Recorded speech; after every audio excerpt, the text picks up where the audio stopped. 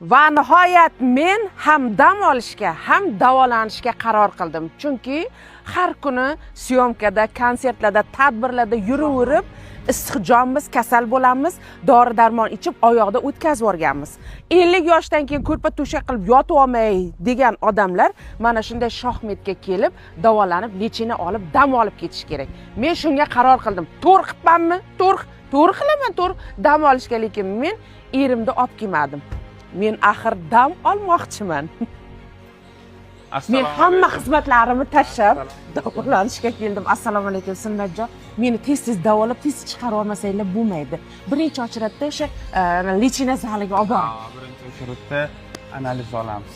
Analiz? Birinchi sog'lig'ingizni ichki tarafdan tekshiraylik, keyin tashqi tarafdan. Men bilaman qayerga borayotganini, yaxshi. Baribir biz ko'rganimizga ishonamiz. Ketdik.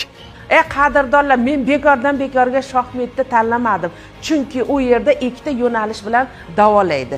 Nevrologik kasalliklar bilan, DTSP kasalliklari bilan, postli insult, umurtqa qiyshayishlarini davolab beradi. Ikkinchi yo'nalishi sanatorniy kurort. U yerda mazza qilib davolanasiz. Basenlarida, massajlari, parafillari, 3-4 xil vannalari bor. Bizning shohmet klinikamizda Qozog'istondan, Tojikistondan, Qirg'izistondan kelib davolanib ketyaptilar.